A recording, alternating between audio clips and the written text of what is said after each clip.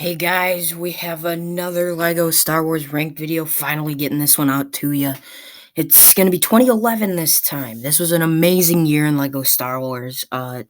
This was one of the most nostalgic years for me. It was probably the first year I got more than one LEGO Star Wars set, and it's an amazing year. It was an amazing year. The worst set wasn't even a bad set, it was just a little overpriced, and usually when you see that, it's a good year. It's gonna be a hard list, so I'll try my best to rank it, and hopefully you like this list. I won't be including advent calendars. This was the first year advent calendars came in, so eliminating the advent calendar is 18 sets. I just wouldn't really know how to rank the advent calendar. So 18 sets. Let's get to the worst set, or least best, of 2011. In at last place, I am gonna go with the Naboo Starfighter. I mean, it's not a bad design. It actually looks really good, and they include this little stand. And most of the minifigures are pretty good. You get those battle droids that I believe were exclusive. They were the battle droid security guards. And then you get a couple side builds, and I think the Droideka looks pretty bad, but I like the side builds for the most part. And I just think $50 for this thing.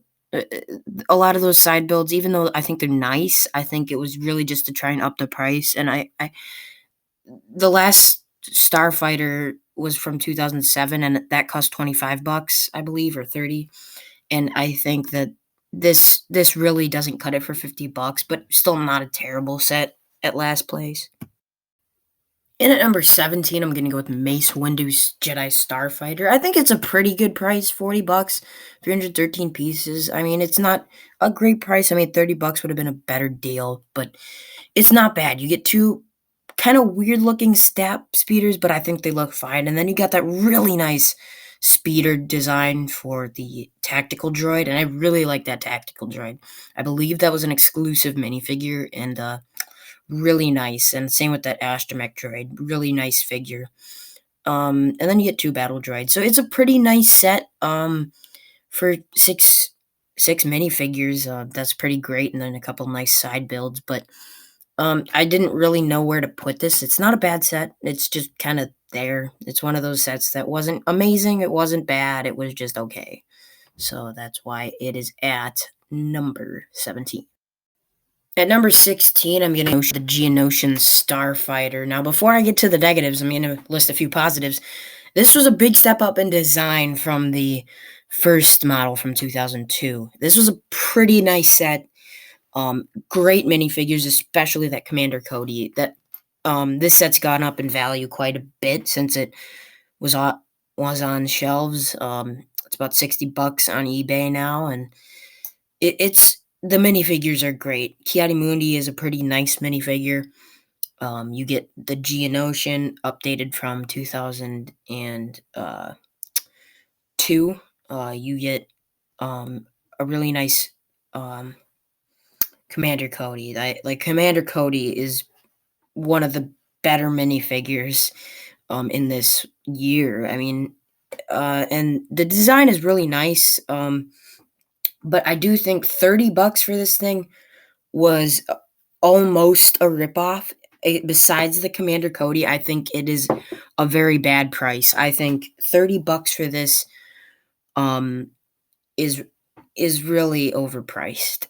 And I know that we like to throw that word around, but I think it's overpriced. And they took away the side builds, like the cannon from the first set, and I think that really takes away from the price, and that's why it's at number 16. Cracking the top 15, I'm gonna go with the Ewok Attack. I own this one. This was one of my first LEGO Star Wars sets, like probably one of the first five. And it's a really nice playset. There's a lot of nice features. You can like throw rocks at this Scout Trooper, and the Scout Trooper has a really nice speeder bike and really good minifigures. It was 166 pieces for $25, which I think is a good price for what you get in the set. And I think it's a pretty nice set at number 15. In at number 14, I'm going to go with the Sith Night Speeder. It's a pretty good set. At number 14, I mean, 214 pieces, 25 bucks. Pretty good price per piece there. I mean, price per piece isn't everything, but I think it's a pretty good value for that. I think the minifigures, Savage Press, Anakin, Asajj Ventress, great minifigs. And you get a lot of printed pieces too, I believe. So that looks pretty nice. I will say the model looks a little blocky, but it's pretty accurate to the scene that it's referencing from the Clone Wars. So pretty good at number 14. In at number 13, I'm going to go with the Battle of Naboo. The only thing that puts this above the Sith Knight Speeder is, I would say, just a little bit better pricing. I mean, you get a lot more, but there wasn't really anything wrong with the last selection. Anyway, it's a pretty nice design, and it doesn't look like I think the last one we had was like 50 bucks. This is a really nice design for $25. The only thing I think holds it back is that they include those two not Gungans and Jar Jar. They're nice minifigures, but it kind of takes away the repurchasability of it. I mean, it works as like a little bit of a bigger battle pack, and that kind of takes that away. But it's a pretty nice set at number 13. In at number 12, I'm going to go with Darth Maul Sith Infiltrator. The design for this is beautiful, I will say. And that landing gear, pretty ingenious how that works. It just flips out, and it has that little 2x2 piece. It's a pretty great set. You got some flick fire missiles there. Pretty awesome minifigures. You get Padme, Qui-Gon, Captain Panaka, I think is his name, and then Darth Maul, obviously. But I think $479 for 70 bucks, I just think that's a little steep. Obviously, nowadays, the pricing's even crazier, but I think it's really steep, and that's what holds this one back. But I think most of the minifigures are great. I think the design is awesome. Play features are great. I just think 479 pieces overall is a little steep, and that's why it's at number 12. In at number 11, I'm going to go with the Imperial V-Wing Starfighter. This might be ranked a little higher than it should be, just because of nostalgia. This was like one of my first 5 sets, so I remember my uncle got it for me for, I believe, my birthday. It was a great set. And I really like it. It's the only Imperial one we've had, and I think 139 pieces, 20 bucks is a pretty great price, and those minifigures are pretty good.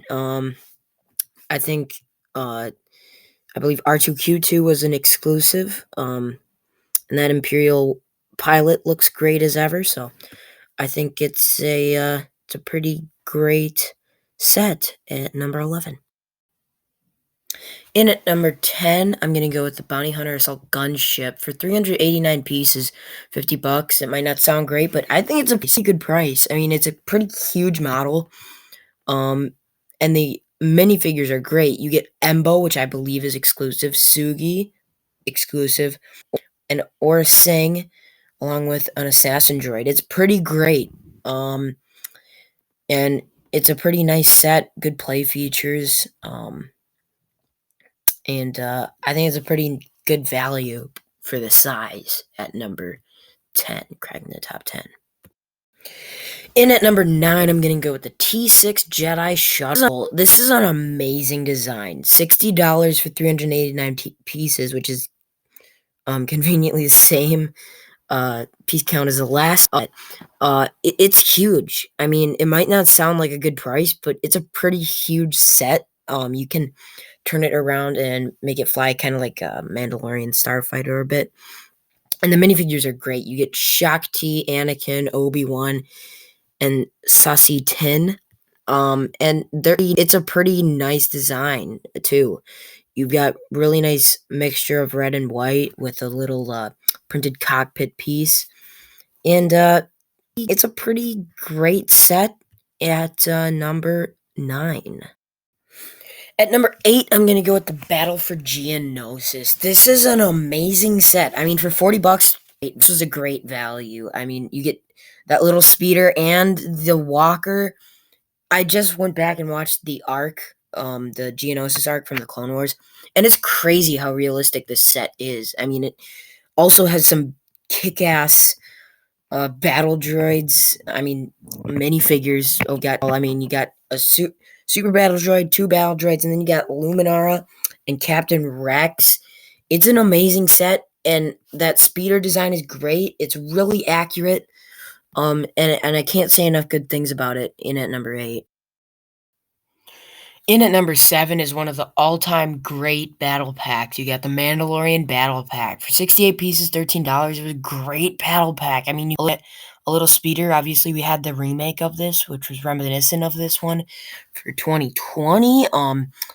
Really good turret design, great little minigun. I mean, this was one of the last times we got 4 of the same trooper in a set, and it was great. It's a truly great battle pack, and there really isn't anything wrong with it. I just couldn't rank it above some other things, so that's why it's at number 7. At number 6, I'm gonna go with Anakin and Sebulba's Pod Racers. This is a pretty good set. I mean, for 811 pieces, $90, you get 2 pod racers, and both designs are pretty great. Obviously, the Anakin's one, little outdated just because of the new one we just had 2 years ago about.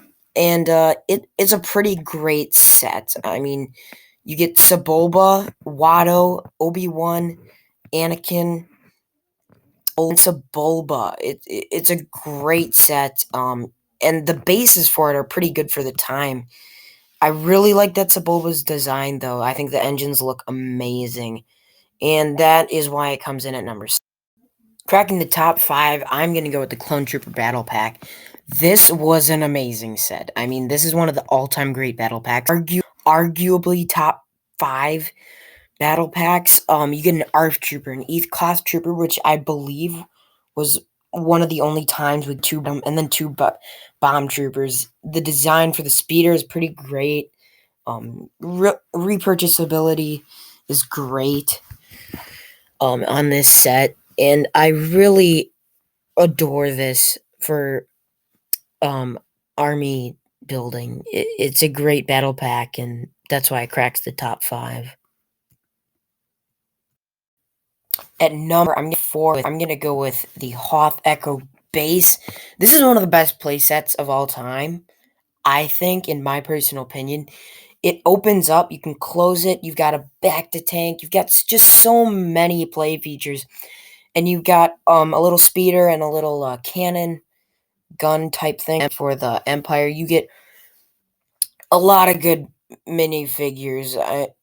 I mean, they're for $90, you get a pretty good selection. You got 2 1B medical droid, you got Chewbacca, Han Solo, Luke Skywalker, Princess Leia, R3PO, which is like a red version of C3PO, and then you got a couple snow troopers.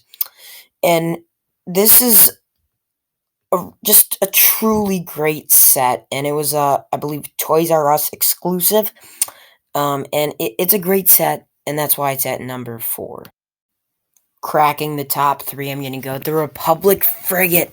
This was one of the best sets of the time. You've got a Wolfpack trooper, you got Commander Wolf, Eth Koth, Quinlan Voss, and Yoda. I think it could have used maybe 1 or 2 more figures, but I think it's a great set. You had a little escape pod, and it was one of the first sets to have a handle. It's an amazing set, truly, and the design is amazing. It's a pretty bulky one at that, and for 1,000 pieces, $120 is a pretty good price, and that's why it cracks the top 3. Great set. At number 2, we've got the Millennium Falcon. This has so much nostalgia for me.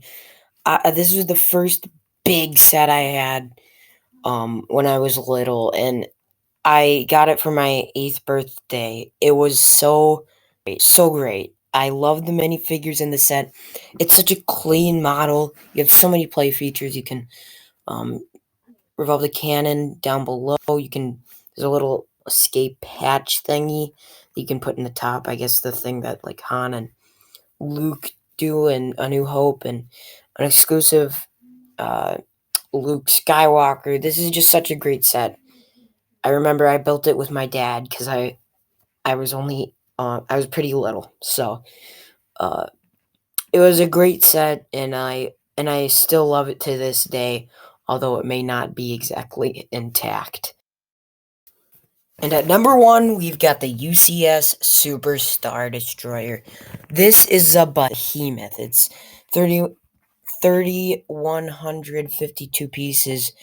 For $400, I think it's appropriate. I mean, it was so gigantic. I think it's the longest Lego Star Wars set in history, and it is just a mammoth. You've also got all the characters from the bridge scene. Well, not all of them. You're still missing Zuckuss, Boba Fett, Lom and Q-Lom, but I think that's okay because this is a UCS set. I mean, it's got 2 stands because it's so huge. There's so many little details that just make it so great, and that's why it's at number one. Thank you guys so much for watching.